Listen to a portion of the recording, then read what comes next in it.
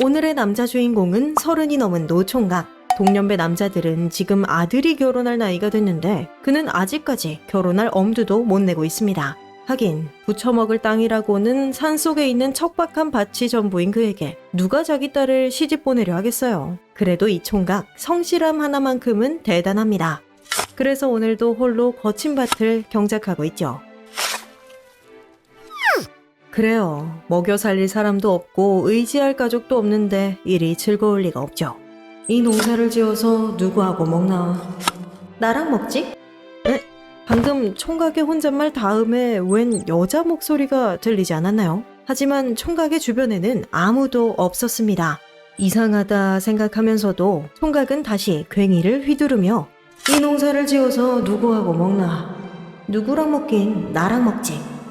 이번에도 역시 총각의 혼잣말 다음에 여자 목소리가 들렸습니다. 분명 주위에는 아무도 없는데 총각이 홀리기라도 한 걸까요? 어리둥절해 주위를 살피던 청년은 밭에서 무언가를 발견했습니다. 동그랗고 소라같이 생긴 저거 우렁이네요. 근데 엄청 커요.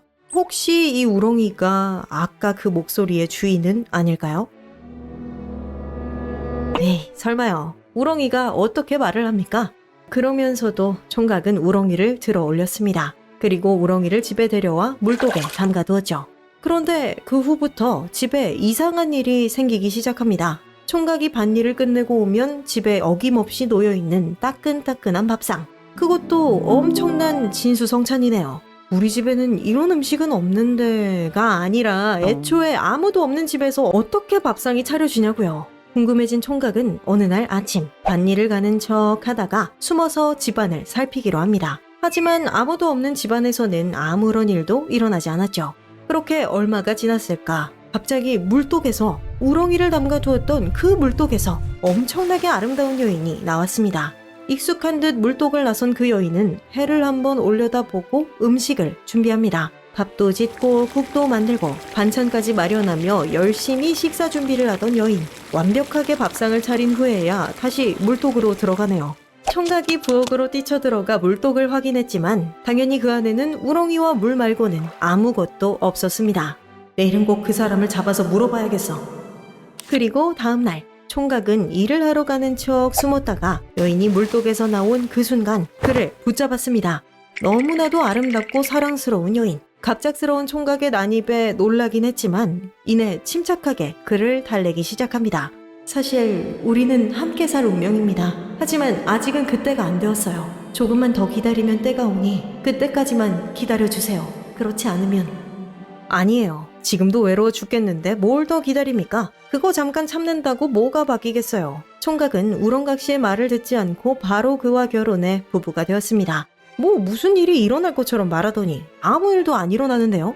우렁각 씨와 결혼한 후 총각, 아니 남편은 매일매일이 행복했습니다. 우렁각 씨는 사랑스럽고 요리 솜씨도 엄청난 완벽한 사람, 아니 완벽한 우렁이였거든요. 당연히 남편은 우렁각 씨를 아주 사랑했습니다. 너무 사랑해서 나무를 하러 가든 밭을 갈러 가든 우렁각 씨를 데리고 나갔죠. 나무를 하러 숲으로 가서는 도끼 한번 휘두르고 각시를 구경하고, 밭을 갈러 밭에 가서는 괭이 한번 휘두르고 각시를 구경하고. 근데 그렇게 일을 하면 일이 제대로 되나요? 될 리가 없죠. 나무도 제대로 못하고 밭일도 제대로 안 되고 그것뿐인가요? 살림도 할 수가 없어요. 각시가 집에 있어야 집을 돌보든 말든 하는데 맨날 밖으로 데리고 다니니 대체 무슨 일을 하겠습니까? 이러다가는 둘 다 굶어 죽게 생겼어요. 한 가지 방법이 있긴 한데요. 우렁각시 대신 우렁각시를 그린 그림을 들고 나가는 건 어떨까요? 아내가 보고 싶을 때마다 그림을 보면서 일을 하면 되잖아요. 사랑도 일단 배가 찬 다음에 해야 하는 것 아니겠습니까? 이러다가는 사랑이고 뭐고 굶어 죽게 생겼어요.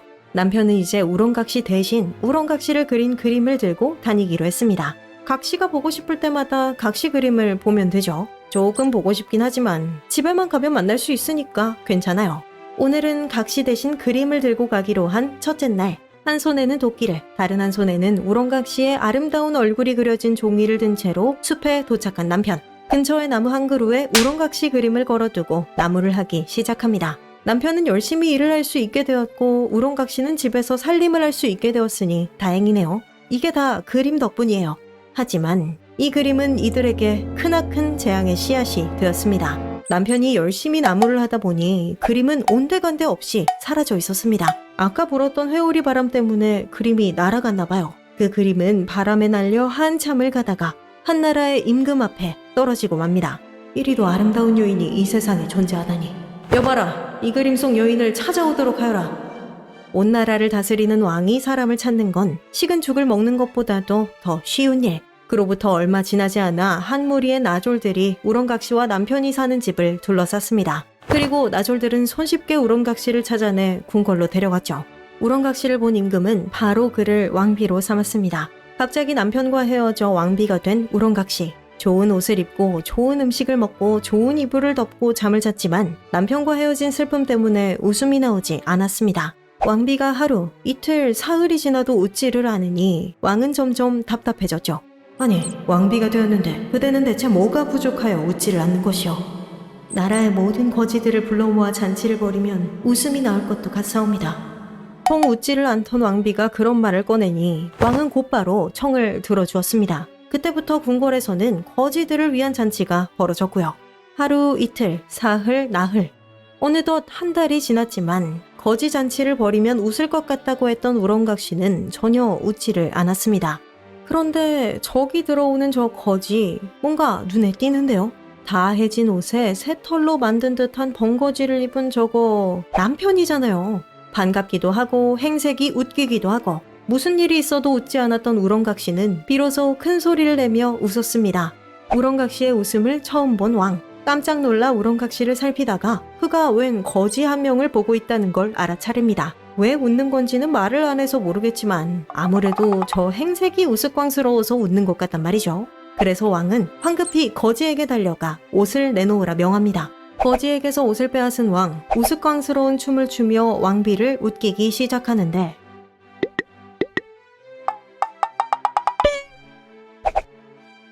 자, 이제 됐다. 거지들을 모두 내보내거라. 신하들이 보기에는 왕은 거지고 거지였던 남편은 왕이니 진짜 왕은 속절없이 신하들에게 떠밀려 다른 거지들과 함께 쫓겨났습니다. 그렇게 남편은 똑똑한 우렁각시 덕에 임금이 되어 잘 살았답니다.